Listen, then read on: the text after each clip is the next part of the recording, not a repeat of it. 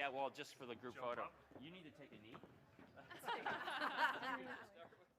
I'll stand. Oh, okay. Close to the water. Oh, where am I going?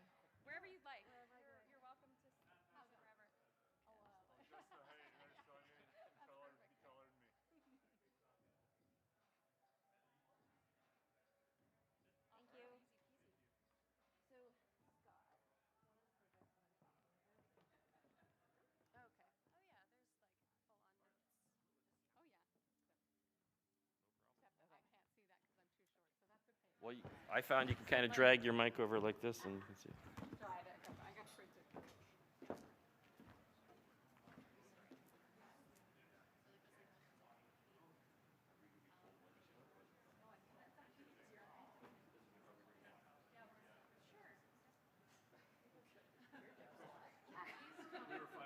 were 5 minutes ago. Oh, okay. I need to have my slides put up. Is it good for you to start them up? There we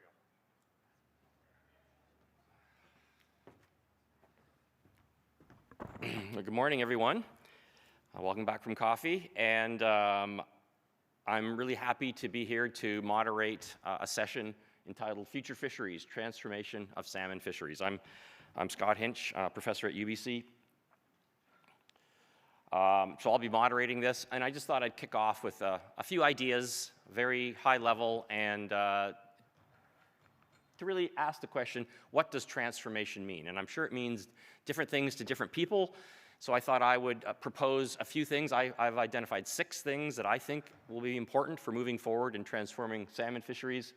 One that's really near and dear to my heart, and one that I've spent a lot of time studying, is this issue of utilizing fishing practices that ensures, in better survival of released bycatch or of fish that aren't desired. So, for example, changes to how we fish, changes to gear, and issues dealing with injury of those fish that need to be released. We've worked with seiners in the past and looked at how having nets coming to the boat much looser, not as tight towards the boat, brailing with smaller amounts, all these things reduce injury on bycatch. Working in tables instead of throwing fish on the deck and having a chute, as you can see, to get rid of the fish you don't want. All of these things reduce the injuries for bycatch, so this is one type of transformational approach. Maybe another way would be also fishing with more focus on individual stocks. We're all familiar with terminal fisheries. We're going to hear a lot more about that, and certainly that is something that happens quite a bit now in our province. I've worked with groups that do terminal fisheries, like this one on the Harrison and Chehalis River. We work with the nations for both research and while they're doing their fisheries for actual harvest. Expanding the role of indigenous-based fisheries. See the last slide that I just talked about. A fourth and something important issue, I think, we're going to be hearing a lot more about this today, is creative ways to market and sell fisheries products that have been sustainably harvested. Certainly there's a lot of examples out there, like the Authentic Indigenous Seafood Cooperative that exists, which I think is a really great model. Another way that we can transform fisheries, and I think is critical to all of these, is having a science-based approach to studying and monitoring what we're doing.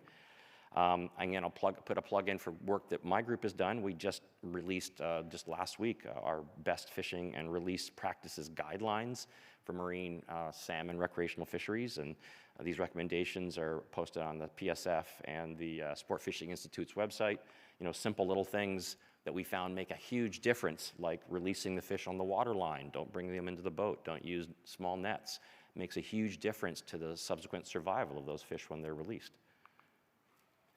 And lastly, and this is a topic that can be controversial depending on who you're speaking with, but certainly supporting conservation objectives while maintaining opportunities for sustainable fisheries.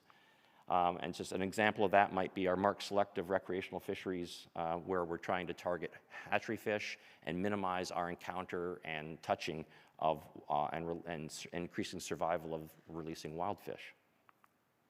So our panelists today that will touch on some of these perhaps, but on maybe on other things that are equally important to them, will be Jeff Grout from DFO and Amy Wakelin, also from DFO. They're going to be tag teaming their presentation.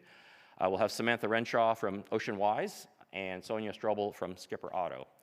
And so with that, we will begin with our first pair. And so I think Amy's going to come up first. Thank you.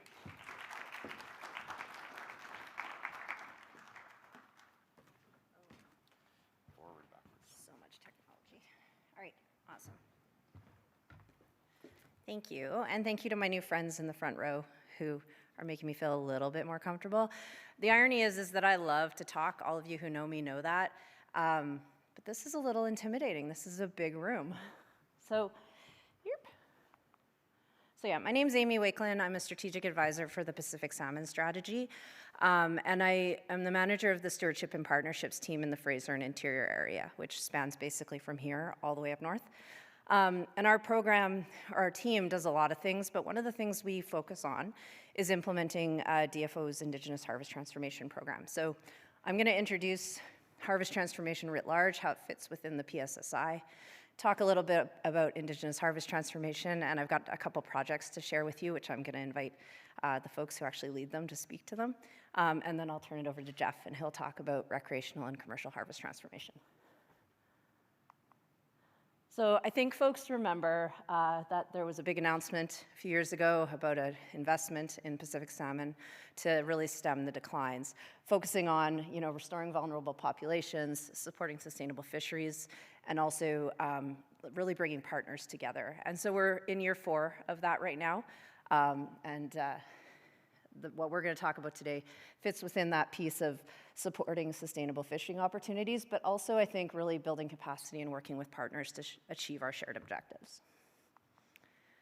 So there were a few things that we committed to doing under harvest transformation. It was really about modernizing harvest management approaches for all of the harvesters that kind of think about what's happening with salmon and thinking about the sustainable harvest opportunities for the same.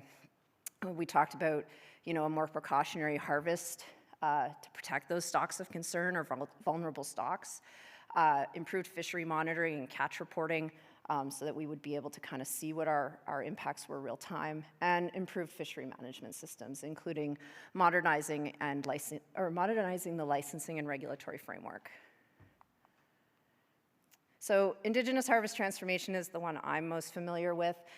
Prior to doing this job, I worked as the Aboriginal Affairs Advisor in the North Coast for 14 years, and so I've spent most of my career working with nations to figure out how can we come up with different ways, innovative ways, to ensure that we improve FSC access while minimizing the impacts on stocks of concern. So I'm gonna focus on the first 4, or what I do. We had the Pacific Salmon Indigenous Communal Commercial Alternation Program as well, which was about looking at that commercial access and kind of moving that effort to other species, but I'm not gonna talk about that one as much today, but can put you in touch with someone who knows more about that. And one of the things I wanna kind of flag on this is that, there was when we first started this, people were like, you just want us to take the gill nets out of the water. And that wasn't what it was about. It was about, and this has become something really real to me since I've been in the Fraser and Interior area, is realizing how much access has been curtailed because of those stocks of concern.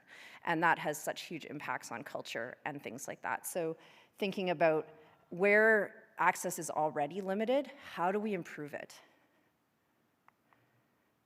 So we've supported what I think are successful partnerships with over 40 First Nations and Indigenous organizations to deliver 60 projects with the funding that we received. That's resulted in increased opportunities. It's improved collaboration, more sharing of information, and expanded use of selective gear in some places. One thing I just wanna highlight, and we've heard this if you've been in some of the sessions today, that if you ask the nations, and I am not a member of any of the nations in British Columbia, if you ask them what a successful day on the water looks like, actually catching the fish is the last thing. It's about sharing that culture, bringing people together, processing the fish, passing that knowledge on to the youth, and really just being there. It's about ceremony. It's about so many things before it's even about catching that fish. So I don't think Kira's in the room. I wanted to highlight 2 of the projects that my team works on with the nations. And so the first is the Samantha selective fishing. So this is the purpose of this project was to revitalize the use of a weir. And so for those who don't know, nations traditionally used weirs to harvest. And this was about getting that back in the water. The river has changed, it's become more flashy, not sure if it's gonna work. But what the nation has been working to do is see what that might look like. So the weir was installed and fully operational this past season. It did get blown out by high water. They've had really great community engagement. So same thing, bringing the youth down to the water, bringing the members down to the water to learn how to use it if they hadn't already. For those who, this is located, I think it's 400 meters down from the bridge in the Vetter, and so it's one of the most high density of recreational fishers in the area. So a lot of work to raise awareness about this project and what it's trying to achieve with the rec sector. And so they were successful in collecting data this year, and they've got an integrated video capture system and got to see the video from that so they can see what the impacts are to other stocks. Because, as I always say, the diva Chinook don't like barriers, and so want to make sure that this isn't going to negatively impact them. And so over the next year, they'll be looking at continuing to engage their community, working with the public and educating folks about what they're trying to achieve, and continuing to analyze and refine the weir design to see if this is something that will work longer term. And the other one is the salmon harvest management in the Secwepemc Ulu. And Jesse Chestnut is here. So I'm actually going to ask Jesse to speak to this project because I don't think it's fair for me to do that. But I will say that this was really about, I see she's making a face. So but this was about a couple of things. It was about developing a guidance document for how we work together. So for those who don't know, the Secwepemc Fisheries Commission is an organization that supports the 9 nations to work on things together. And so it was both about how we would work together to manage fisheries, but also to bring back or look at new ways of harvesting these cultural fisheries. And so for those who don't know, if you're in the mid and upper Fraser, sometimes you might have an opportunity to harvest 5 fish that year because the abundance is so low. And so here you can see some of the successes is that, you know, they had the first Chinook harvested by spear in over 40 years, the first coho in recent memory. And these are all pictures of youth and others getting out to do some of those traditional methods of fishing. So yeah, so that's what's going on. And I guess if people have questions after, maybe Jesse can answer them. But this is one of the ones I'm super excited about. And then I'll turn it over to Jeff to talk about the others. That wasn't so bad.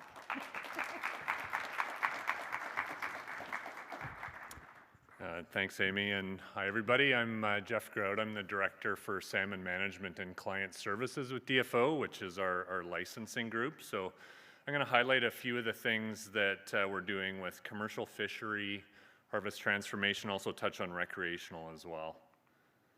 So with the commercial fishery, there are a number of areas of action that we've been taking to better position the fishery for the future. I will say that Jonathan's slides in the plenary yesterday, showed the sort of reduction in commercial harvest that's happened over the years, primarily due to declining returns, but also the need to better protect stocks of concern. So we have implemented a number of closures for commercial fisheries, primarily in mixed stock areas or with gears that are not selective enough to release alive and unharmed the fish that are being encountered that we don't want to. We're also working on trying to improve the independent verification of some of the data we get from landings, but also what's being released at sea. And that would be things like increasing observer coverage or using electronic ways to do that, reflecting on the fact that there's only so many observers willing to work in the summer when they don't know what the jobs are going to be or what the work is going to be like over the course of the summer. We're also considering other ways that we can improve our fishery management to achieve conservation objectives, but also meet the social and economic objectives of the fishery, as well as the social ones. And there's a number of things that we potentially could look at there, including our licensing policy and regulatory framework potentially as well.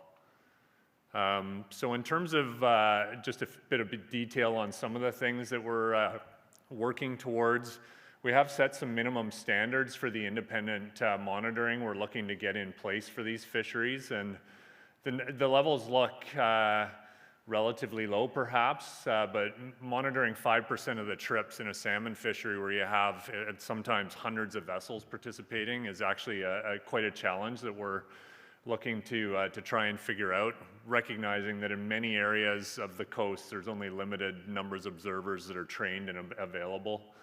Also wanting to make sure the dockside validation rates are increased for fisheries where it's primarily just logbook reporting now. We're also exploring whether share-based approaches may work in additional fisheries. We've tested it in a number of fisheries. We also have a number of First Nation demonstration commercial fisheries that are based on shares associated with commercial licenses that are done in different ways, and we're wondering if there's different opportunities to leverage those sorts of approaches moving forward.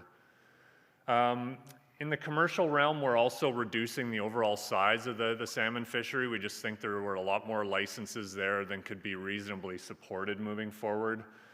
So that's an ongoing aspect of our program. I touched on the share-based management piece, and then also obviously the monitoring is something we're continuing to work on. I won't dwell here, but the department does put out fishery notices that provides the details on the license retirement as we move. What you can see in the table is how many licenses have been retired from each of our salmon fleets in the different areas over the course of the 3 rounds we've done to date. We've got a round 4 that's currently closed, and we're just assessing the applications, but to date we've taken out about 21% of the commercial licenses through those first 3 rounds, so that percentage is going to increase. A few notes on the recreational fishery work. There are a number of areas here that are being led out of our resource management team, not my group directly, but I thought it was helpful to just paint the broad picture of things we're doing. So there are a number of areas of regulatory reform we're working on with the recreational fishery to try and improve our tools we have for managing and making changes in season. That involves, to the extent that we can, transferring conditions of license into regulations so we can do things like vary those. Similarly, trying to get new schedules developed for gears that we can get into regulation as well, which will provide us additional tools in the toolbox for management. And then phase 3 is looking at a regulatory framework to mandate catch monitoring and reporting requirements for fishing guides that operate in the fishery as well. We're also doing, similar to our First Nations and commercial fisheries, looking at ways to improve the catch monitoring and reporting. And this is really about improving the confidence that everybody's got, that the data is accurately reflecting what's being encountered and either kept and or released in the fishery. So we're continuing to do enhancements there. The license fee review is something that's also being explored. And then also increased enforcement, patrols and audits. So these would be things like confirming what's being reported in creel surveys, matches what's in the cooler, for example. Some of our real successes to date, the regulatory reform work, as those that are familiar with that knows that it can take some time to get regulations in place, but things are advancing there. Thought I would highlight the Fishing BC app. You can go take a look at that in the App Store if you haven't. It's a really great addition to your smartphone. Recreational anglers can download their license. There's opportunities to submit catch information. There's species ID. There's regulations for the specific geographic area you're in, so you don't get a mismatch between what the angler thought they could do or retain with where they are. So it's really, if you don't plan on actually using the app, it's still, I think, worth taking a look at it online. It's a great development that was done in conjunction with the Sport Fishing Institute of BC. We've also been implementing what we call reference fisheries. So we have been exploring the use of marked selective fisheries as an additional management tool, and I'm going to talk a bit more about that in a second. But along with that, we've been implementing additional ways to collect data that we maybe wouldn't have normally had from some of our creel surveys, like what's being released at sea, for example. Also continuing to work to advance technology. I think everybody's pretty well aware of how fast things are changing, and we're continuing to try and update our tools to make them relevant and useful to folks, and linking these things together with things like the Fishing BC app, so people know what they're allowed to do and where, and can submit the data from their activities. Mark Selective Fisheries is another tool that my team's been working on exploring. This is something that we've been resourced to take a look at with the Pacific Salmon Strategy Initiative broadly. And it's looking at the implications of using mass marking. So with our hatchery fish, mass marking refers to removing an adipose fin, which is shown in the figure on the right, to visually distinguish that hatchery fish from wild fish. Why would we do that? Well, there's a number of reasons why that tool we think may be helpful. One is from a conservation perspective. It allows us to distinguish hatchery and wild origin fish very easily without resorting to genetic sampling.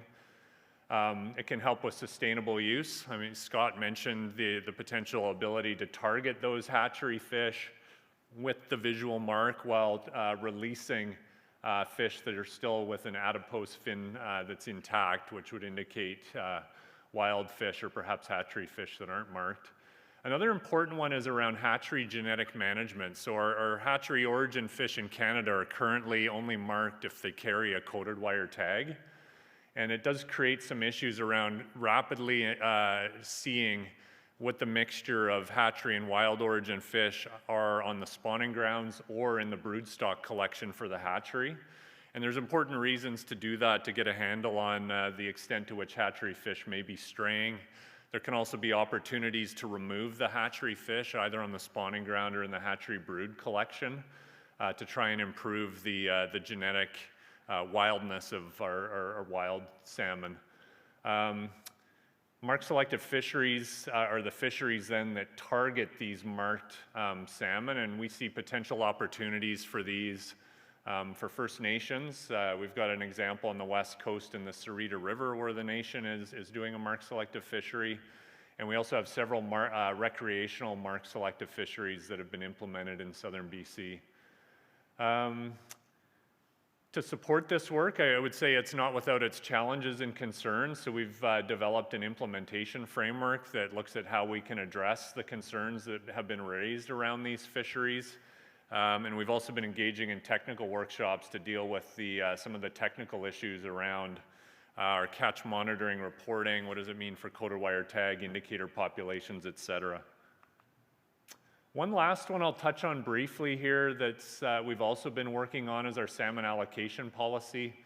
This is about how the fish are shared. So if we determine there's some number of fish that can be harvested, how do we go about ensuring that after conservation requirements, we're meeting our First Nations priority obligations, right-based allocations for food, social, ceremonial, or potentially right-based sale for some nations, and then recreational and commercial priorities. So the policy itself hasn't been updated since 1999, so 25 years ago.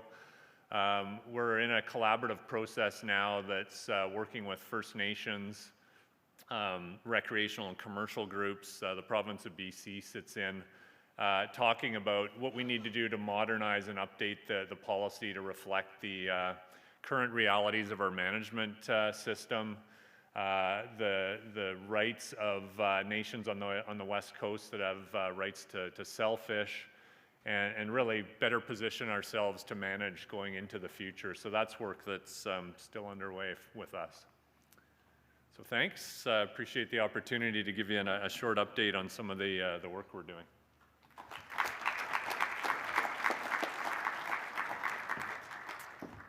We have a large panel, so I thought we would have all the presentations and then we'll all come up and we'll have all the questions at that time. So our next speaker will be Samantha Renshaw from Oceanwise.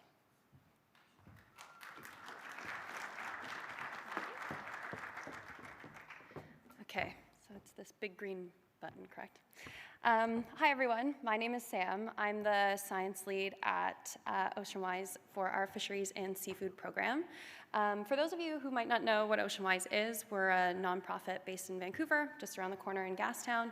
And my job specifically is to kind of work in the areas that Scott was talking about sustainable fisheries, what counts as a sustainable fishery, and then how can we use marketing tools to kind of promote all of the good work that is happening around sustainable fisheries and the folks that are dependent on those for their livelihoods. So my job is to evaluate what counts, primarily based on environmental factors, and then anything that is considered ocean-wise gets this fun little logo fish beside my name over there, and then we work with businesses to help them brand product or help consumers identify those sustainable products, and the goal is hopefully to reduce dependency on potentially overfished stocks. And so today what I want to talk about is how we kind of made a recent transformation in how we recommend BC salmon in particular. And so I don't think I have to tell everyone in this room how complex BC salmon is and how difficult it might be for someone like myself or OceanWise to make recommendations on what counts as a sustainable fishery, given the sheer number of populations, the conservation unit level, what scale are we evaluating these fisheries at. Until recently, we had only had 2 recommendations for 2 of the species. Obviously, this is not comprehensive, but the way that we go about making our evaluations are with peer-reviewed literature. There are processes that can take anywhere from 3 months for a single stock to fisheries that take potentially 3 years to evaluate. And those recommendations usually last for about 5 years. So you can imagine that for salmon, that time scale just doesn't work when we need to be a little bit more nimble and evaluate, well, what was the run last year? What was the return? And what does that mean for fisheries this year and next year? So we knew that just wasn't going to cut it. And there are obviously fisheries that might be, or not fisheries, but runs that are data deficient, some that are endangered, and some that may actually be able to support sustainable fisheries. And so we knew we need to reevaluate what that looked like for us. And, hold on, I'm going to skip this slide and show you the next one first. I'm used to giving these online, and I'm usually making changes up until the last second before I present, so excuse me. So we decided that this new process would be a better way for us to use publicly available data from these 3 sources here. So the Oceania Canada Fisheries Audit, the Pacific Salmon Foundation Data Explorer tool. If you were in the data session yesterday, Eric Hertz gave us a really lovely shout out. And then also the Monterey Bay Seafood Watch program. That is the standard that we use. It's the criteria that we evaluate all our fisheries against. And so in order to get something or to use this data that doesn't take 5 years, it doesn't take my whole job sitting at my desk making these evaluations, we needed something that was going to be more nimble for salmon in particular, and that was through our rapid assessment process. So we took these 3 data sets, we did a whole bunch of calculations and evaluated them on criteria I'll show you in that preview slide I just skipped through. And we were able to have some really promising results, very precautionary data set that came out of matching these 3 together. And then we did an internal review. Of course, we were trying to look at a scale that made sense for a fishery, so not based on a single species, but also maybe not based on single conservation units. In some cases that was relevant, in others very much not. So we had to kind of do some manipulation to make it make sense for the real world application of these fisheries, particularly around what gear types are used. And then we also put together a salmon advisory panel where I do not claim to be a salmon expert, but we leveraged some experts that are with us today to help us make sense once more about what we were looking at and make sure we did have some sort of peer review mechanism in this process. And then we were able to produce a list of final recommendations that would work effectively the exact same way as all of our other recommendations. They're able to brand products, consumers are able to identify those in the market, and they would stand, in this case, for a year or until any other sort of reevaluation. So if I go back, these are the 5 criteria that we use to assess salmon fisheries. And this is, again, based on the Monterey Bay Seafood Watch standard for salmonids. The first being stock assessment, what's the health of the fishery or the stock, bycatch, what gear is used, what's the condition of the fish or what other species are being incidentally caught, What's the level of management? Typically, this is based off of DFO's interventions or their management measures. What is the overall impact on the ecosystem? So for typical assessments, this is like contact with the bottom in large industrial fisheries, but for us, this had to take a bit of a different approach for salmon, look at more of an ecosystem-based approach, and then what is the influence of hatchery fish to the stock and to the wild populations? And so the logos down below are where we kind of gathered the data from for each of these criteria in this rapid assessment process. And each of these questions, this is not a comprehensive list of questions that we are kind of asking ourselves, but each of these sort of broader categories. So what is the stock status? What's the health of the fishery? And so Shiana gave us some metrics. This comes from DFO data, but also Pacific Salmon Foundation has your own kind of way of evaluating what the health is. So we took the very most precautionary estimate of any of the things that we were looking at in here to hopefully have the, I don't know what word I want to use, but the absolute most precautionary estimate of the sustainability of the stock. And so all of these get a score. There's a lot of manipulation and math that goes into how we come up with these things, but in general, each of these 5 categories gets a final score, and then you can see that the total score to determine recommendation is that calculation down at the bottom. And hatchery influence is not necessarily factored the same way as the other 3. It's rather, we don't want to penalize fisheries that rely on hatchery fish, but rather just truly evaluate the sustainability of the fishery. And so we'll skip ahead. And so these are our results. We were able to come up with 15 unique recommendations. This then meant that we had finally recommendations across all 5 species of Pacific salmon that was not available to us previously. This is one of the preliminary tables. It does show all of our final recommendations. And our salmon advisory panel was really helpful in putting some of the data that we were seeing into context. So we had many iterations of consultation with them, and they kind of helped us guide what is the actual use of gear type in each fishery. Are there any mitigation strategies, like Scott was talking about, that help reduce the impact on any bycatch and things like that? And then this map is how it looks on our website, where you're able to go and interact with some of our recommendations and see why there were reasons for us to recommend these fisheries. And so in total, the things that we were seeing that really helped us feel strongly that these fisheries were sustainable according to our criteria were the fact that a lot of them are known stock harvests or the terminal fisheries. Also ESSR fisheries where the licenses are issued to harvest the surplus came up a lot in the final list of recommendations. Management was really helpful, or management that is kind of done with the nations or with other groups kind of involved at the table, like the Area 23 Roundtable, was really helpful for us to lean on some of those interventions and understand that it's not just limit reference points that we're looking at, but a little bit more of a holistic approach to management of the fishery. Also anything that helped to support data collection, so moving those data deficient stocks into something where we had a bit more understanding of the total health of the population. Again, alignment with the on-the-ground activities, so understanding the specific types of gear that were used. You'll see dip nets come up a lot in the final list of recommendations. Obviously, very selective forms of fishing were highly rewarded in our outcomes. And then we had a lot of discussions with our panel around things that we still need to improve on. So integrating more information on post-release mortality into our final recommendations, exact compositions of bycatch in these fisheries, and then of course the continuing discussions around enhancement and the influence of hatcheries on those more wild populations.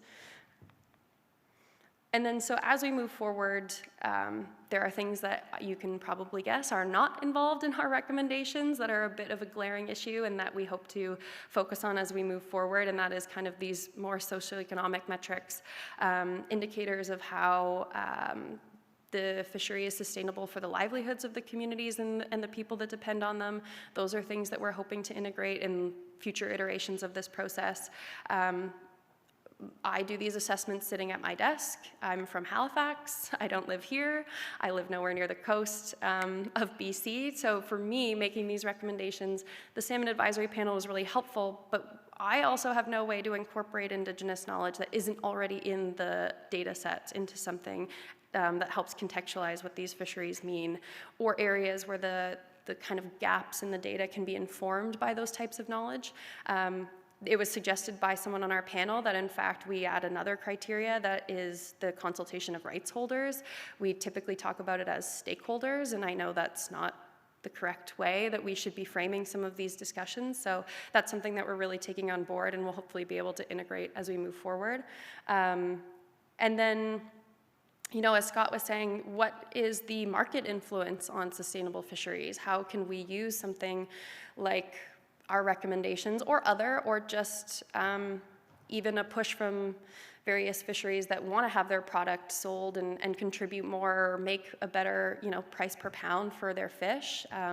Maybe that means that they're able to support their livelihoods better. Maybe that means that you know, they can go and they don't have to find a second source of income, perhaps. So how can we actually make sure that our recommendations have, and actually I don't even want this to say influence on fisheries improvements, I would rather say improvements in the supply chain, to ensure that those benefits are going back to the actual people who are in the fishery and not just making perhaps the grocery stores benefit from something like an eco-label.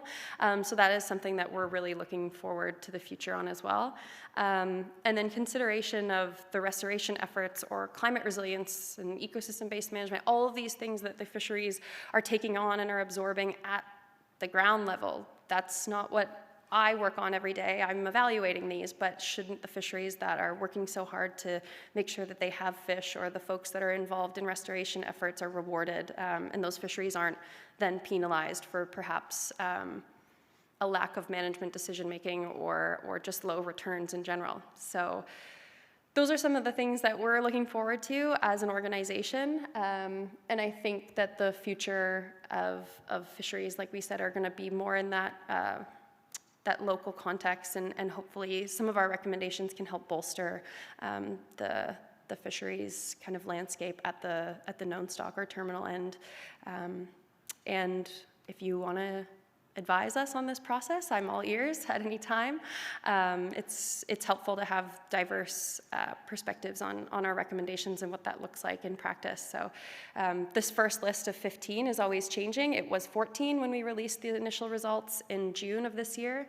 And then through consultation processes, we added another one. And these are hopefully going to be up for renewal at least every year, and I even hope seasonally. So yeah, let me know if anyone has any questions, but thanks.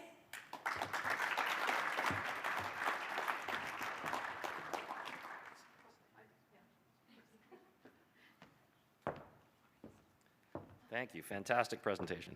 Okay, our final panelist that's going to be with us is Sonia Strobel from Skipper Otto.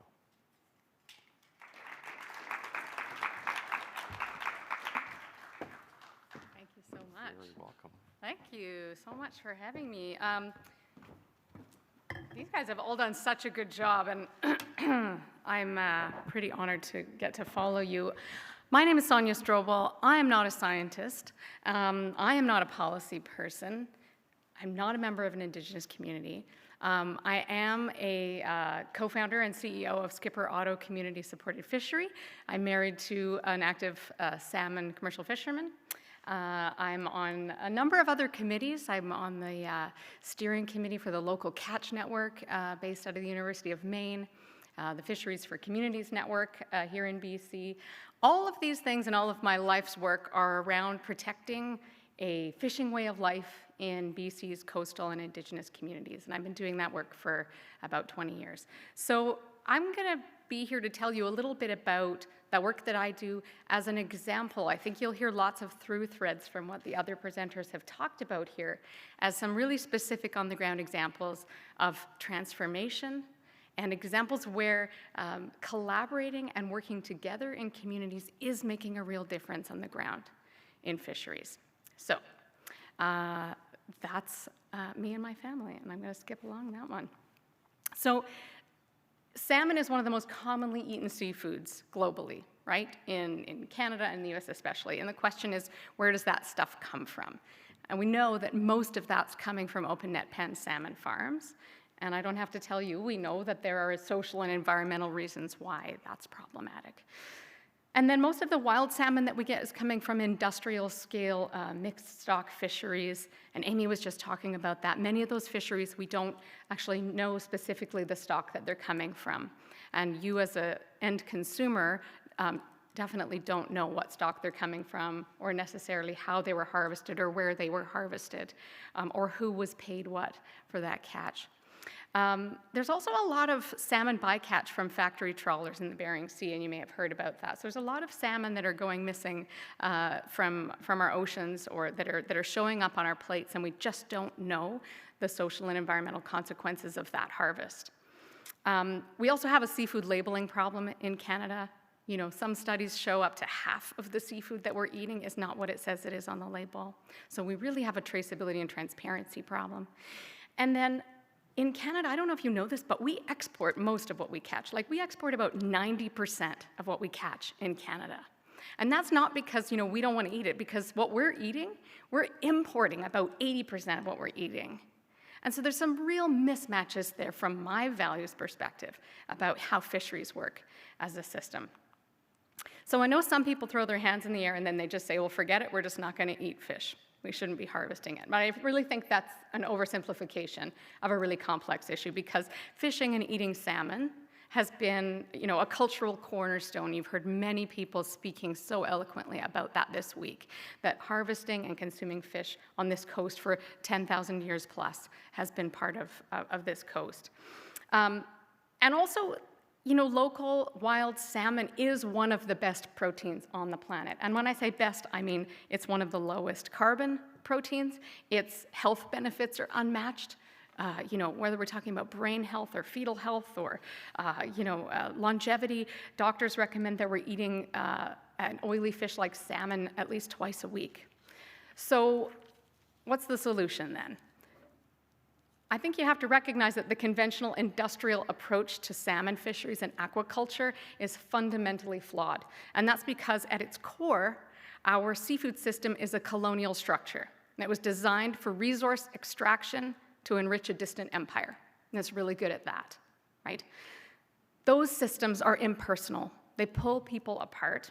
They separate people and their food source, and they divide communities rather than unifying them. So if we want to build a different kind of seafood system, one that prioritizes the long-term health of stocks and the people in coastal and indigenous communities that depend on them for their livelihoods and for their food and their nutrition and cultural practices, well, we're going to have to design a different kind of system. We can't just tweak the system that we have.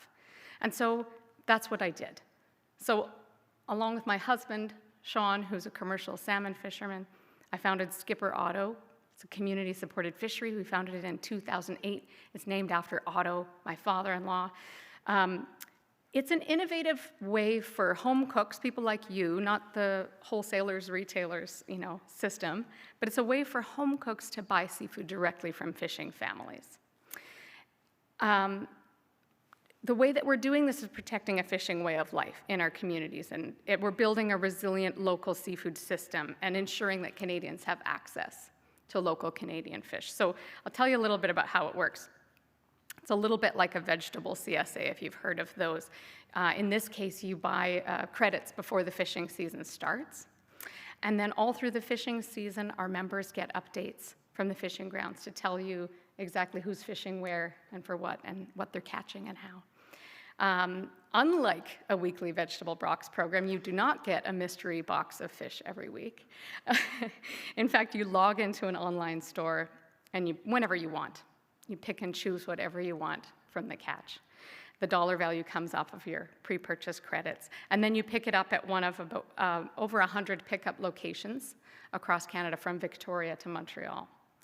And then every piece of fish that you get comes with a label like this, and it tells you exactly what it is and who caught it and where and when and how, and it has the face of the person who caught it, which I think is really, really important.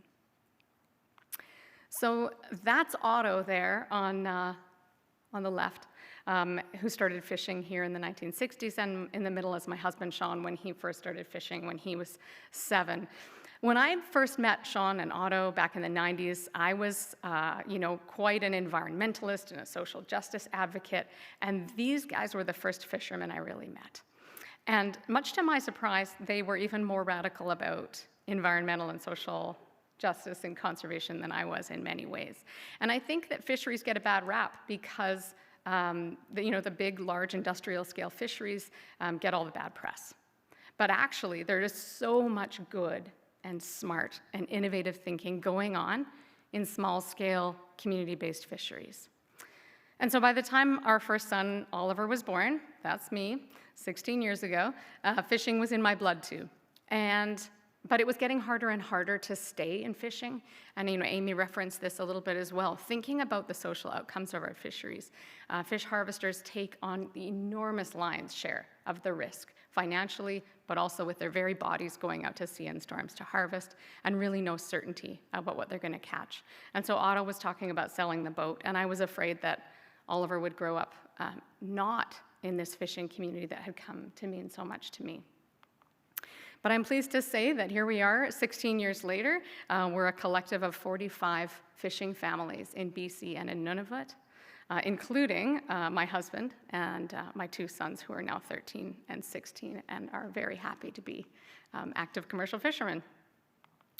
And those 45 fishing families are supported by around 8,000 members across Canada. And these are their real photos, and I did get their permission to share them. Every year at this time of year, we do a little secret Santa letter exchange where we ask each of our member families to write a personal letter, send a photo to one of our fishing families to tell them how much it means to them to get their seafood from them. And this direct connection between harvesters and consumers is absolutely critical to me because when consumers get to know their harvesters, it fosters the kind of respect that they deserve for their hard work that they don't get from any other model. So you don't just have to take my word for it that our work is impactful. We are the highest scoring B Corp certified seafood company in North America. We are a certified living wage employer. And I am also proud that in an industry that is dominated by men, no offense, we are the only majority woman-owned, led, and operated seafood company in BC. So, where does most of our salmon come from? Well, I can tell you which stocks it comes from and who caught it and how they were paid. We're talking a lot this week, and in this panel as well, about how not all commercial salmon are the same, right? When you buy salmon from untraceable sources, you don't know what you're supporting.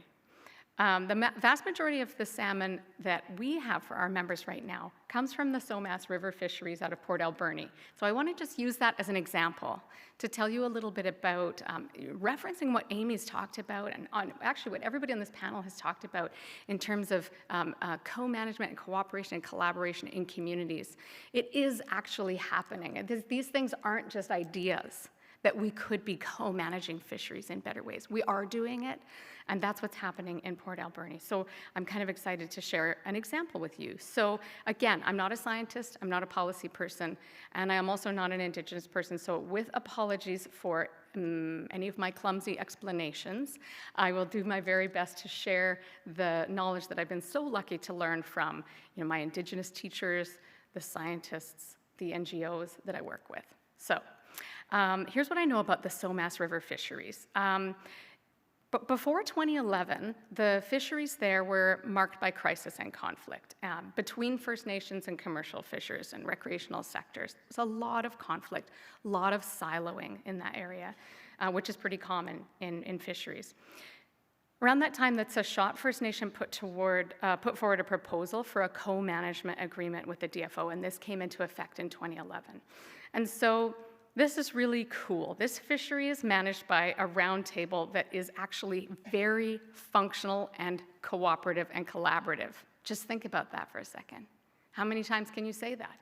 That's like super functional, collaborative round. It's amazing. So the nation has 2 different fisheries. They have, of course, their food, social, and ceremonial fishery, but they also have an EO fishery, an economic opportunity fishery. And in this picture, you'll see Natasha and Mercedes are fishing that fishery. So these are small aluminum boats. They're hand-pulling gill nets onto their boats. And this is economic opportunity, so they're allowed to fish these in these openings, these specific openings, and sell those commercially. They don't have to have an additional commercial license. This is part of their rights. And in the middle, there's my husband fishing in the same area in the commercial salmon gill net opening. And so the round table has members of, from the nations, from the commercial gill net, from recreational sector, from SANE. They have and representatives from DFO. They meet before the season opens. The group sets their escapement targets kind of artificially higher than really anywhere else in BC, because that group of rights and stakeholders have collaboratively agreed that they would like to reduce their total allowable catch to allow extra abundance into the lake, because of their shared belief that this will result in longer-term, more stable fisheries year after year. So they set the total allowable catch, and then they meet weekly throughout the year, throughout the fishing season, from roughly May or June when it starts, all the way through the year, and they look at the data. They look at the test boat results, they look at that week's catch for each sector, they look at environmental factors, temperature, water levels, things like that. They also have monitoring cameras like this that record every single fish that escapes and goes up into the lake. So it's not a guess about escapement. There's actual recordings, and these are run by the nations. And so then that group meets, they set the fishing days for the coming week, they look at the total allowable catch, they divide it up between all of the sectors, and then they head out and fish. It's not uncommon that when they come together, one of the sectors, I'll give you an example, that the gillnet sector will say, listen, I know there's a community fish day on Saturday, and we want to make sure there's enough fish that are going up to near the dam where they're going to be harvesting for the community. We want to take this % of our catch and give it to the FSC for this week, just to make sure that they'll get enough. And that kind of collaboration goes both ways. And before this time, it was unheard of for groups. They were very much in this us and them, zero-sum game approach. Like, if we don't get our fish, we got to make sure they don't get our fish, and these are our fish. And that is eliminated when people sit in a room together and have to look in each other's eyes and make those connections. They care about one another. And I think that I've shown 2 examples here where getting to know one another personally, fostering healthy relationships with people, leads to very different kinds of outcomes than what we might be used to in a kind of industrial, siloing, segregated systems. And whether that's Skipper Otto members getting to know harvesters, or whether that's fishers from different sectors sitting together at a table and making decisions about how we're going to share the bounty of that fish. I think these are some just really great examples how innovative fisheries can have very different outcomes. A picture's worth 1,000 words, and I would say that a well-made documentary film is worth like a lot more, like 1,000,000 words. And so in 2022, a CBC producer approached me and said that he wanted to make a full-length documentary about community-based fisheries and the values and the way of life in those communities. And so for a year, he followed us around with cameras and drones, and it was really fun. But all of our fishing families, so we connected him. So if you want to see more about what's happening in the Port Alberni fisheries and others, you can watch this film. It's called, on a series called Absolutely Canadian, and this episode is called Fresh Catch. You can see it on CBC Gem, but if you don't mind, we're just going to watch a 1-minute trailer, because it's worth a lot of words. We need to have better, resilient local food systems. It means that people who are passionate about a fishing way of life get to continue to fish. It means that people can continue to live in their coastal communities. And it means that people in Canada can access Canadian fish, can eat local fish, and know where it comes from, know what their dollars are supporting. To me, that's incredibly meaningful. That's what I like to see, right there. The try to bring as much of the traditional culture back to the company. You know, sustainably harvesting, striving towards working on the ecosystems and making them bountiful once again. It helps everybody. To me, a healthy food system is one that connects people. And that gives me a huge amount of hope that, you know, together we can reconnect Canadians and the people who catch their fish.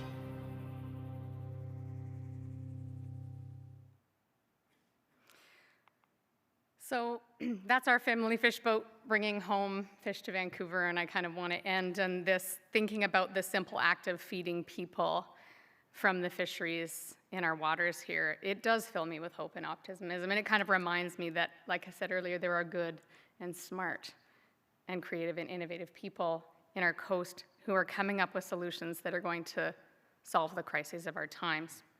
So I'll wrap it up. Hopefully we have time for a little discussion, but I also hope you'll keep in touch. So if you have questions, come chat with me afterwards. You can find me on email and LinkedIn.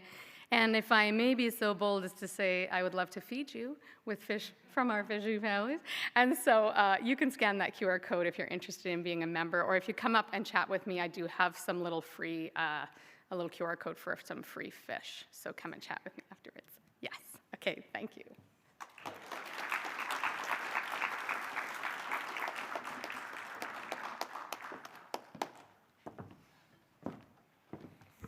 Thank you. I feel very good right now.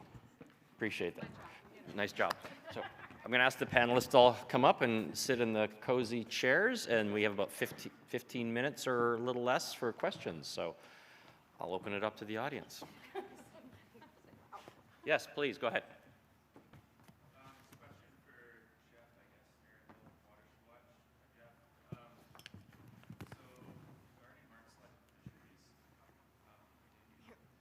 Regarding mark selective fisheries, agree that they are appropriate and helpful in some cases that you described.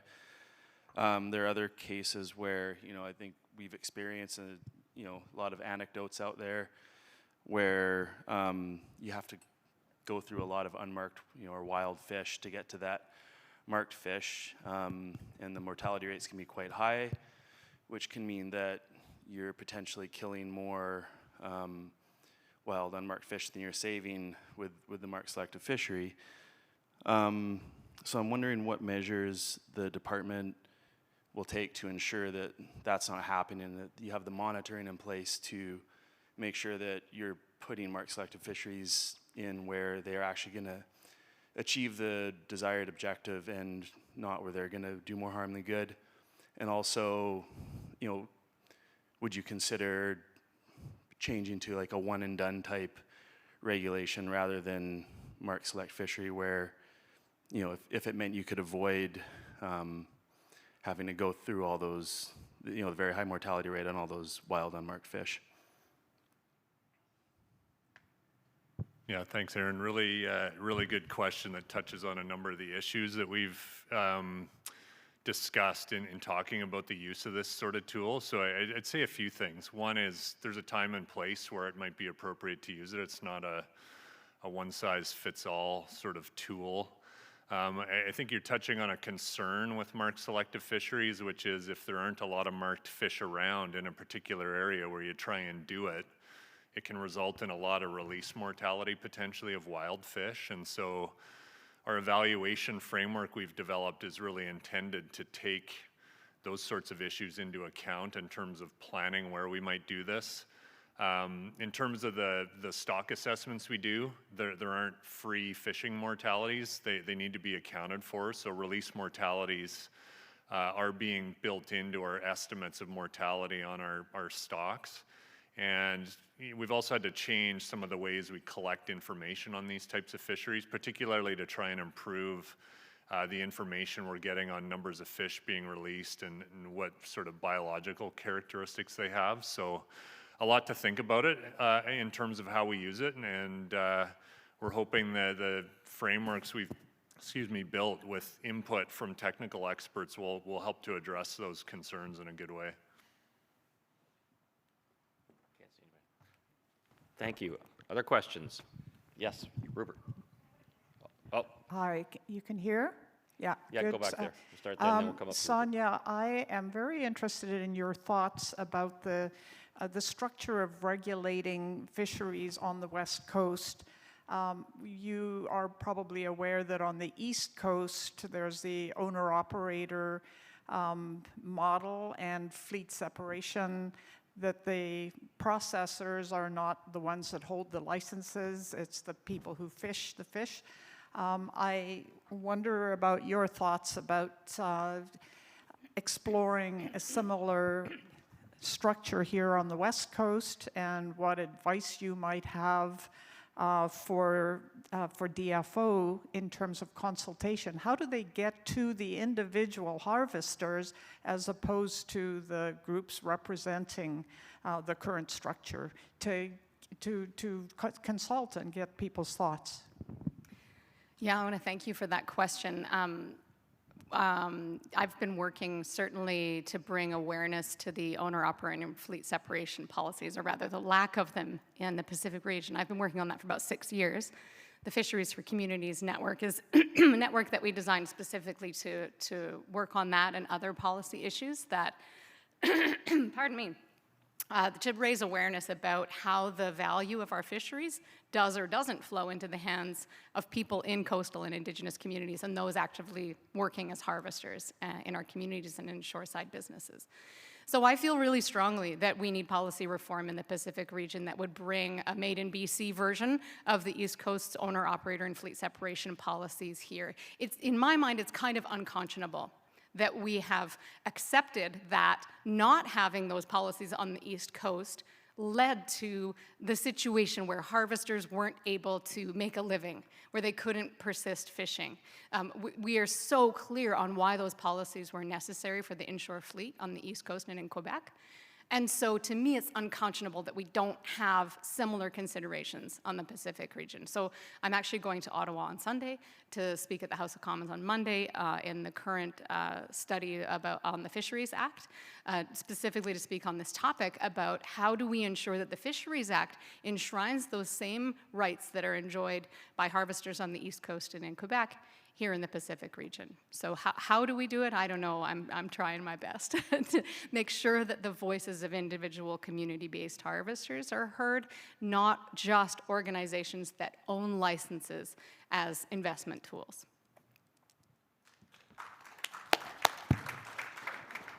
So there's a question down here, Rupert.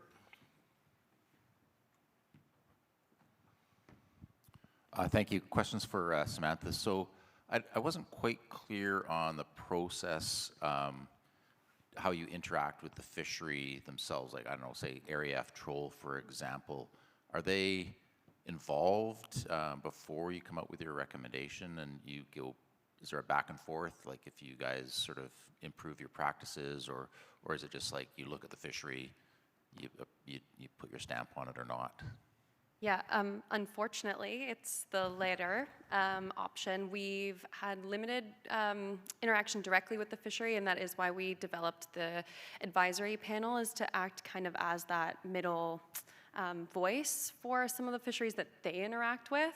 But that is very clearly a shortcoming of our recommendations, and something that I personally feel very strongly about as we move forward with what the scope of our recommendations look like, is that we do need more interaction with the fisheries if it's wanted.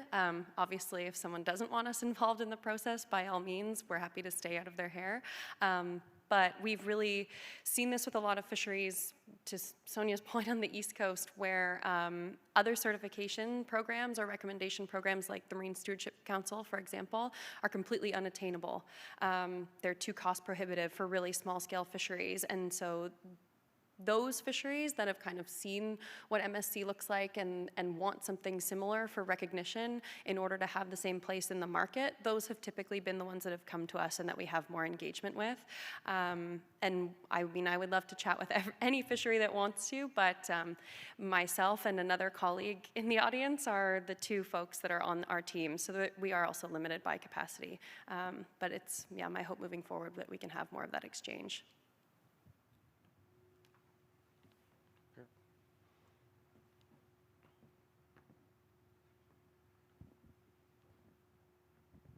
Hemfla, hello. My name is Ali for Kentem. We're the for-profit side of the CNA, which is Chitu Inapakam Assembly, which is a nonprofit organization. Represents 8 bands in the lower Nicola Thompson area. My question is for the DFO people. You guys mentioned the review process. You said last time it was updated in 1999 to give credence. I was born in 2000, and I've lived a whole life, and here I am. Going forward, how do you make sure that our review process is more efficient, it's easier to like adjust, and how like more often you'll be able to review that?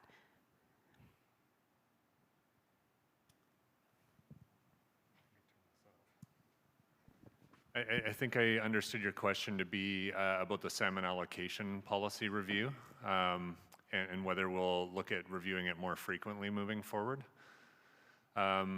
It's a good question. It's obviously been a really long time, 25 years since the previous policy was put in place. We're working right now in the part of the process to bring recommendations forward from First Nations, recreational and commercial participants. And one of the aspects of it is, you know, how do we know the policy is working as intended? What information should we be reviewing on an annual basis? And I think further to your question, how often do we step back and take a look at the policy as a whole? So I can't say at this point exactly where we'll land there, but there is an interest in having a clearer mechanism that links the intentions of the policy to what's actually happening, and I think by extension what we need to have in place to make adjustments as we go along in the future if we need to.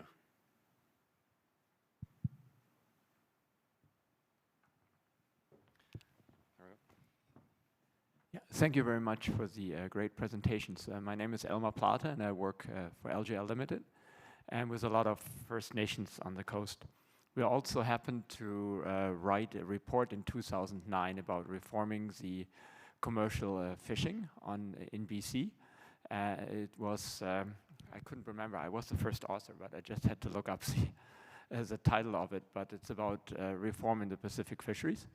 And we recommended a lot of things that are brought up today. So there is so many resources. It's just one small, tiny example of how the fisheries could be improved. You know, there's so many ideas around, like 12-hour DNA analysis in the Somas fishery that you're part of. It would be so helpful if if DFO would commit to analyze DNA samples within 12 hours. In the test fishery, you would know, okay, you know, there's only fish from the Somas coming at the moment. You know, let people get at it. Let harvest 100% on that day. And now there's 20%, 60% Henderson fish.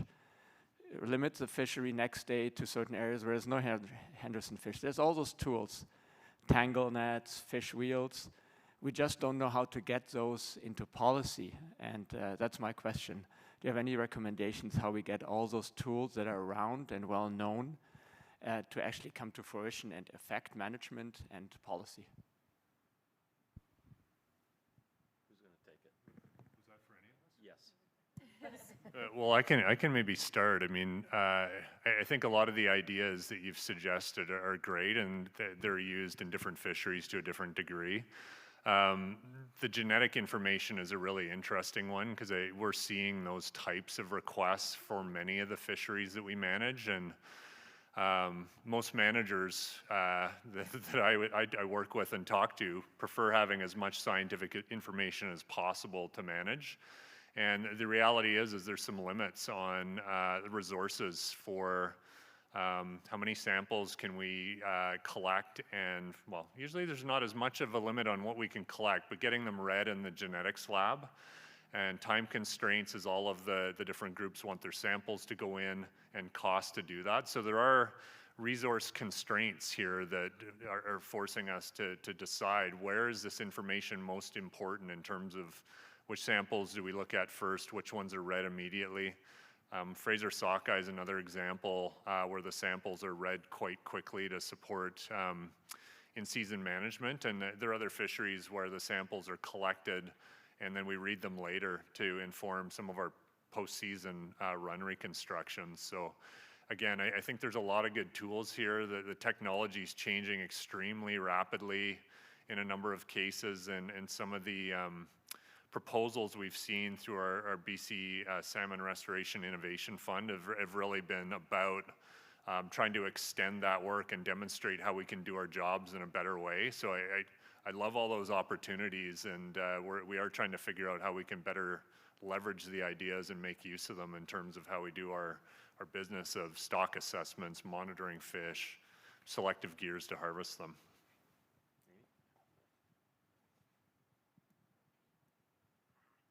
Yeah, and I'll just add to that. That was exactly one of the things we were trying to achieve with Indigenous harvest transformation is, like, what are those neat ideas out there, those things maybe we didn't think about. It was a really great opportunity to try new things. And I will be clear that new wasn't always new. It was new to us, but they weren't new things. And so when you have those bold, neat ideas, I think, you know, just keep talking about them, bring them up, bring them to someone from the department. I think the department has been really clear, like during PSSI, that we know we can't do it alone. A lot of these great projects, honestly, are done by others, and we're just there to keep out of the way and help support it. So yeah, definitely bring those ideas forward. And think about what it looks like going forward. We're always interested to hear that. So I just heard the BC Hydro whistle, is that right? So we are at time. We have 4 minutes left in our session, and I know we're standing between you and lunch. So are there any quick questions, short ones, for our panelists? They're very hungry. Okay, well, I'd like to take this opportunity to once again thank our panelists. So I'd like to thank Sonia and Amy and Sam and Jeff, and for all of you for participating. This has been a really remarkable session. I've learned a lot, and I feel a lot better leaving the session than I did when I came into it. So I think we can say that, then we've had a good day. So enjoy your lunch, and we'll see you all again after lunch. Take care.